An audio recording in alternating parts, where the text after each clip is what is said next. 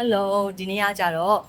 site မှာပေါ့နော်ဟိုတစ်နေ့ကဟိုတစ်ခေါက်ကပြီးသွားတဲ့ site လေးလုံနေတော့အဲ့တော့ကကြတော့လုံနေတော့အခုကကြတော့အဲ့ site ကပြီးသွားပြီဆိုတော့အဲ့တော့အခုအဲ့ဒီနေရာကိုပြန်သွားပြီးတော့ဓာတ်ပုံလေးတွေသွားပြီးတော့ရိုက်မလို့ site မှာလိုက်ခဲ့ပါဦး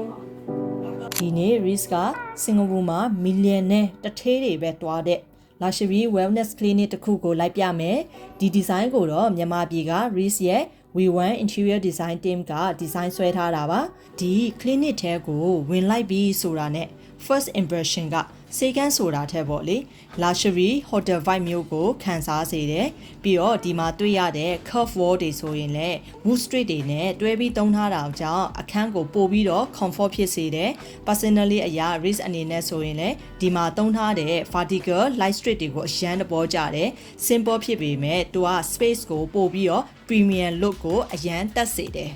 စင်ကာပူမှာဆိုရင် high net worth clients တွေကသူတို့ရဲ့ health management အတွက်ဒီလိုမျိုး private wellness clinic တွေကိုလာကြတယ်ပြီးတော့ဆရာဝန်တွေနဲ့ဆွေးနွေးတယ်ပြီးရင် personalized training program တွေနဲ့ဒီလို private gym တွေမှာ exercise လုပ်ကြတယ်ဒီ gym ရဲ့ design ကလည်းတာမန် gym တွေလိုမျိုးမဟုတ်ပဲ private club atmosphere ပုံစံမျိုးရအောင်လုပ်ထားတာကိုတွေ့ရမယ်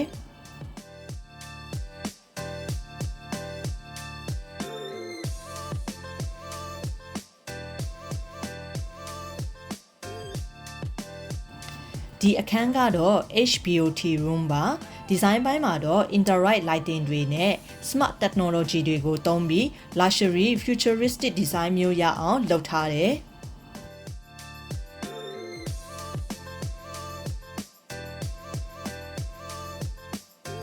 changing room, sauna room နဲ့ cryotherapy room တွေကိုလည်း premium look ရအောင် details အထိ design လုပ်ထားတယ်။ဒီ project မှာစိတ်ဝင်စားစရာကနေရာတိုင်းကို functional ဖြစ်ရုံတင်မဟုတ်ပဲ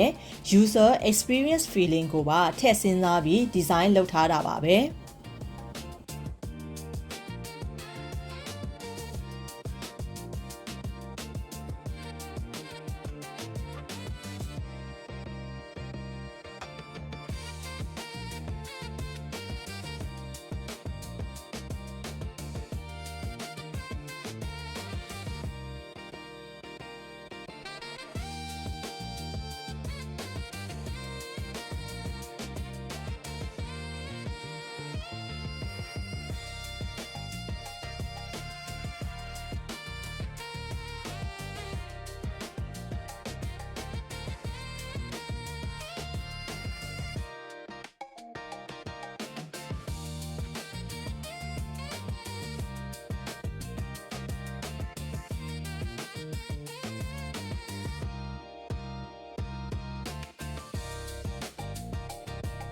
ဒီအခန်းကတော့ doctor consultation room ပါ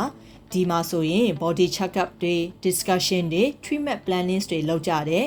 ဒီမှာသုံးထားတဲ့ lighting tone နဲ့ material selections တွေကြောင့်တာမန်စေကန်းပုံစံမျိုးမဟုတ်ပဲ clients အတွက် calm and comfort feeling မျိုးရအောင်ဖန်တီးထားတယ်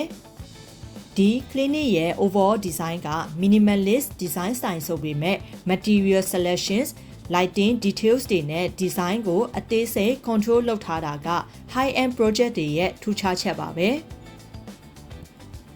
We1 Interior Design Company အနေနဲ့နောက်လာမဲ့ project တွေမှာဒီလို international standard design experience တွေကိုမြန်မာ project တွေမှာဖန်တီးနိုင်ဖို့စ조사နေပါတယ်အားလုံးကိုကျေးဇူးတင်ပါတယ်